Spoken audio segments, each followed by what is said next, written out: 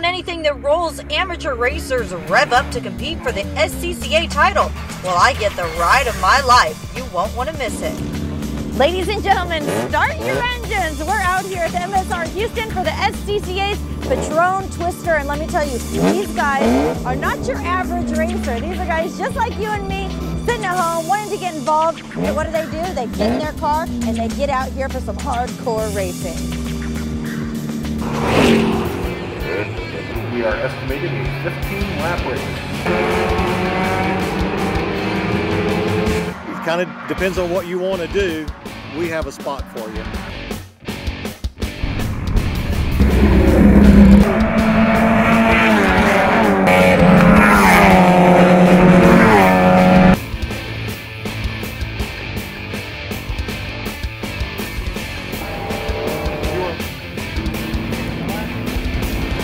It gives the average guy the opportunity to become a race car driver on the weekend.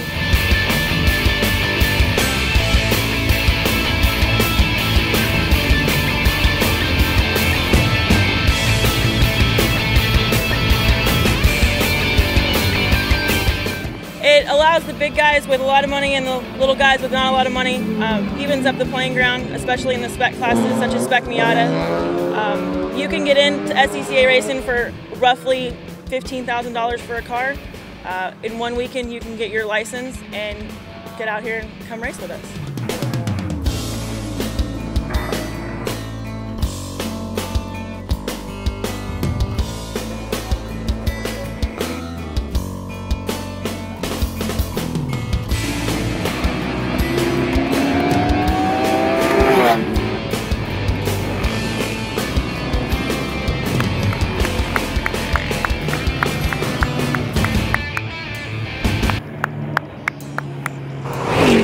About this event? Well, this is a collaboration of a lot of volunteers. SCCA is made up of a lot of volunteers who come together, and we run racing events. We have people that love to drive race cars, and they're not professional drivers. These aren't NASCAR drivers. These are guys that have been sitting at home watching racing and said, I want to get involved. Absolutely. These are people just like you and me that have day jobs and do something else for a living, and this is what we like to do for fun.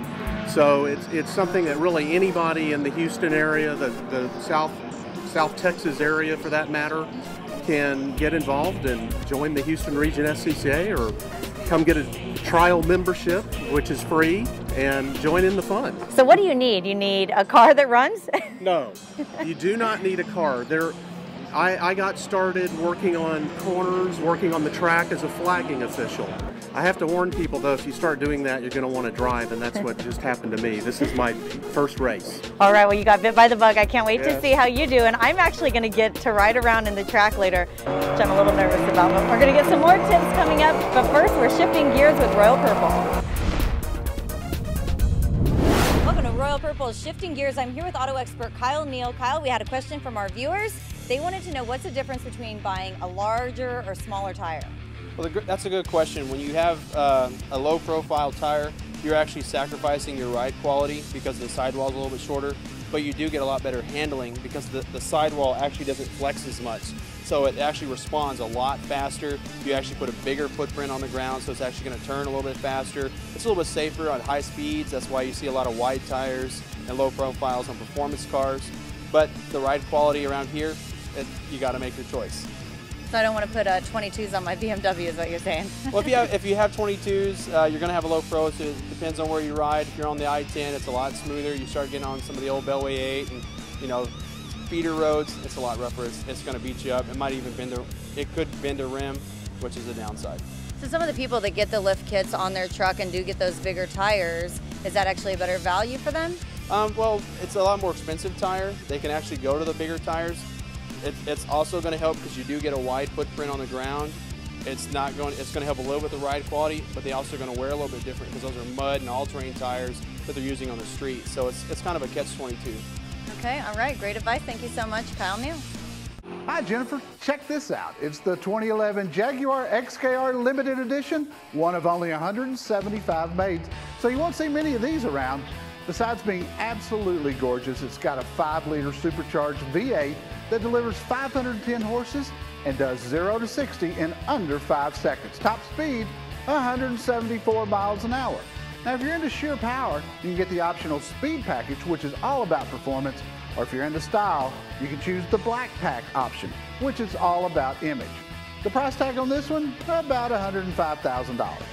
Let's talk about General Motors for a second. October was a pretty good month for them. Sales up about 4% over last year with its 4 core brands, Chevrolet, Cadillac, Buick, and of course GMC.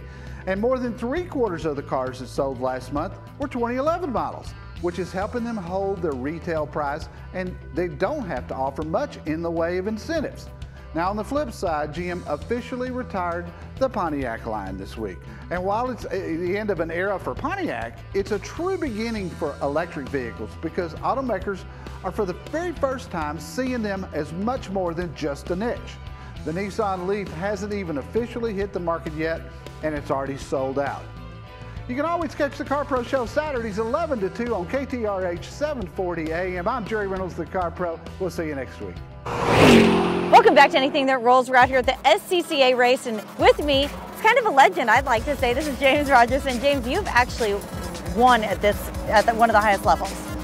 I've been very fortunate, yes. I've had good cars, good teams, good support. It's been very beneficial. Tell me a little bit about the SCCA and about the different levels and classes of racers out here today.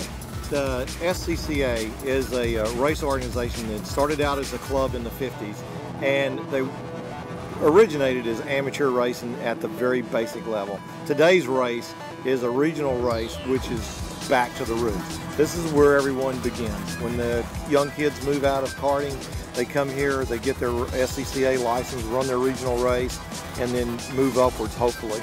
And it's also the place where the guy is 35 to 40 years old, finally gets enough money to do some discretionary things. The kids are gone to college, and he finds he's got a lot of income, so we've got to figure out a way to get rid of it. So they come and go race with us. You can come in at a basic car, anything from a little Honda Civic. Spec Miatas are a very popular car, or you can go into more of a race car, Spec Racer Ford, all the way up to Formula Atlantics. All you have to do is come out here and be ready to go. We'll put you in something. Okay, well, thank you so much, and we're going to leave you guys with this.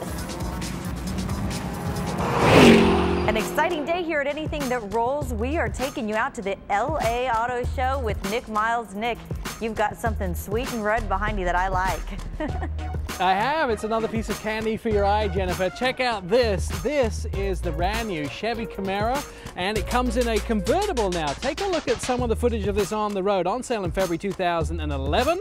It's a well-tailored vehicle. It comes in either that V8 or V6, and it has the nice top which keeps the noise down. But who wants the top up, right? You want the top down and you want that driving experience. This vehicle is great. Also, we have a new car from Chrysler. This is the 200. Now, the 200 is replacing the Sebring. This vehicle, from conception on paper to manufacture, only took 1 single year. It has some great features like a rope light in the front. There's the Nissan Murano coming this year. That is in a convertible, Jennifer, and you'll find the first convertible SUV CUV on the market is the Murano. Top up or top down. This kind of looks really outstanding for an SUV. Couldn't imagine one looked so well. This is outstanding. Mazda have the Shinari. This is a concept car.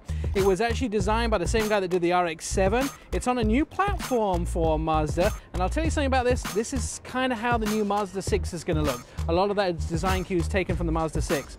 And then check out this. You've seen police cars all over the country changing to the 2011, the previous Dodge Charger. This is the 2011 version, and this is the flagship for Dodge, redesigned with those 1960 attributes to make it much more of that 1960 feel.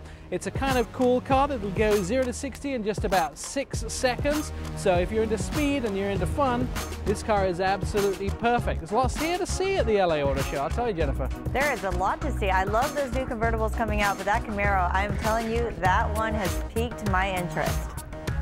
I kind of see you in that, you know, just driving down the freeway or maybe somewhere near the coast with the breeze in your hair. Does that sound good to you? That sounds wonderful. Absolutely. You got me pinned. All right. Well, Nick Miles, thank you so much for joining us from the LA Auto Show, and we hope to see more of you later.